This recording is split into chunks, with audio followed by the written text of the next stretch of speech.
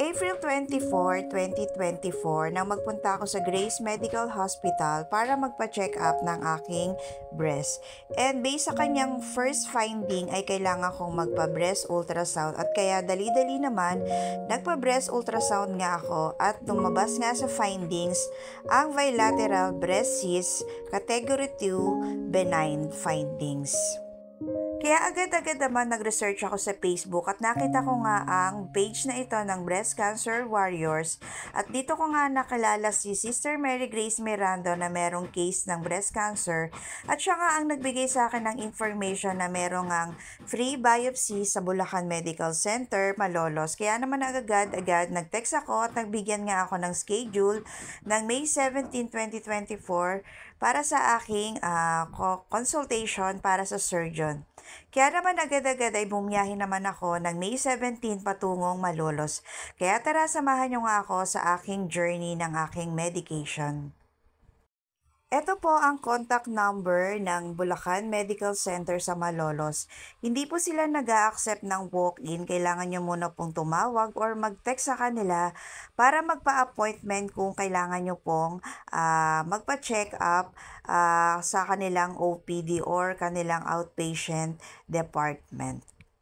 Agad-agad naman ay nagre-reply sila at bibigyan nila agad kayo ng appointment schedule. So, hindi nyo naman po kailangan mag-intay ng matagal. Siguro pinakamatagal na rin po yung 1 week sa pag-iintay ng inyong appointment. Well, siguro depende rin po sa case nyo kasi po ako, sa surgeon po ako nagpa-schedule. Kaya 1 week lang po ay nabigyan na ako ng appointment sa surgeon department. May 17 nga at maaga kami bumiyahe dahil 8 o'clock ang aking schedule. So, in-expect ko na po at in-anticipate ko na maaring maraming tao. Kaya naman inagahan na muna namin ang pagbiyahe. Kaya naman sa labas na rin kami nag-breakfast para hindi na rin kape abutan pa ng traffic. Mga mamshi, sorry nagbablog ako or nagbo-voice over ako na meron akong construction background kasi sa mga oras na to ay under construction po ang aming bahay. So, hindi naman pwedeng sila yung mag-adjust sa pagbablog ko, chares. From diagnosis to determination and motivation, my journey through breast cancer treatment. Join me as I share my first medical surgeon visit to second step of my biopsy procedure. Disclaimer lang po mga mamshi, the main purpose of this video or this vlog is to document my journey and to spread awareness about breast cancer. Before 8 a.m. at nakarating na nga kami sa outpatient departments or sa OPD, napakaraming ang tao ng mga oras na yan at naligaw pa nga ako ng pila na punta ako sa animal bite. Ano ba yan?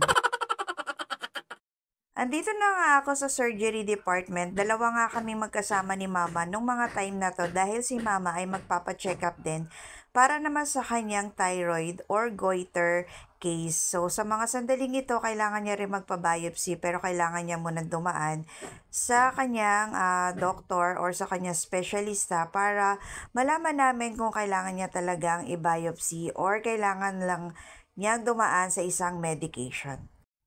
Nakapagpa-ultrasound na nga si mama kaya kailangan na lang niya ng biopsy. So, kailangan din niya dumaan sa proper procedure. Kaya ito at magkasama kami ngayon dito sa surgery department ng Bulacan Medical Center. So, pag number 2021 nga kami, pero mabilis lang naman yung call nila sa mga pasyente. So, ayan nga at natapos na ang aming check-up sa doktor at nakaschedule na nga ako ng biopsy. At si mama naman ay kailangan dumaan sa kanyang specialista at kailangan niyang mabigyan ng second appointment. After 1 week nga, ito na nga ang aking second visit para sa biopsy procedure. After nga ako i-check up ng aking surgeon doctor, ay siya na rin ang nagbigay sa akin ng schedule kung kailan ako babalik for biopsy procedure. By the way, mga momshi, kaya po sa Malolos ako pumunta or sa Bulacan Medical Center ay dahil dito nga ay libre lang po ang pabiopsy.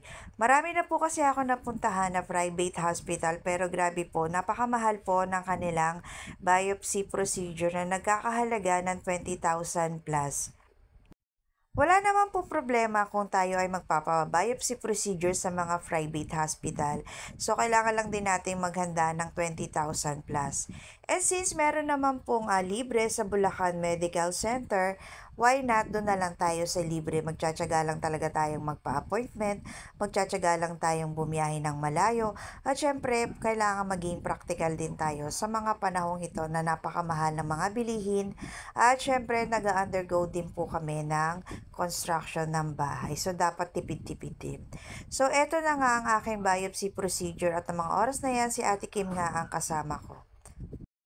Eto nga yung biopsy device na ginamit sa akin ng surgeon doctor ko. Actually, nung makita ko talaga yan mga mamshi, sobrang naiyak po talaga ako. Pinagtatawanan nga ako ni Ate Kim. Sino ba naman ang hindi maiiyak kung ikaw ba naman tusukin ng ganon kahabang parang needles? Hindi ko alam kung anong klase siyang device pero medyo malapad or pabilog yung kanyang karayom. So, ayun na nga, ang first procedure na ginawa niya is yung kaliwang bahagi ng breast ko. Syempre, una ay tinurukan niya muna ako ng anesthesia. Syempre, kailangan talaga mga mamshi, tuturukan tayo ng anesthesia kasi ayan yung ipapasok sa ating dibdib. Pero wag po kayong matakot, mga mamshi, kasi hindi naman siya ganun kasakit. Actually, tolerable naman siya. Kaya lang ang masakit doon is yung, syempre, yung pagtusok ng anesthesia at syempre yung pagpiga-piga niya sa ating pagpiga-piga ng doktor sa ating dibdib. Nakaapat na turok nga ako sa kaliwang dibdib ko at nakakuha naman si Doc ng tissues or sample tissue dun sa kaliwang dibdib ko. At medyo hindi naman siya nasihan sa kaliwa kasi konti lang kasi yung mga cyst na nakakapanya doon. Kaya naman nag-proceed ulit siya sa kanang bahagi ng dibdib ko at ayun nga at tinurukan na naman ako ng anesthesia. This time medyo naramdaman ko yung kanyang paghiwa kasi nung tinurukan niya ako ng anesthesia ay agad siyang naghiwa at hindi pa umeepekto yung anesthesia kaya napaaray talaga ako kaya tinurukan niya ulit ako ng isa pang anesthesia at naging successful naman at nakakuha siya ng sample sa kaliwa sa kanang bahagi ng aking dibdib. So ayun, medyo masakit at nakakagulat lang yung device na ginagamit. So, ayan at hawak na nga ni Ate Kim yung nakuhang mga tissue sa aking kaliwa at kanang dibdib. So, kailangan na namin siyang dalhin sa Few laboratory. moments later.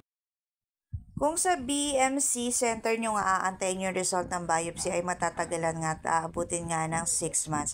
Kaya naman kinausap ko yung aking surgeon doctor na sa labas ko na nga lang ipapalaboratory yung aking specimen at pumayag naman siya dito ko nga sa high precision diagnostic sa may malolos din nala yung aking specimen. At aabutin nga lang ito ng 7 days or 5 to 7 working days bago makuha yung result nito.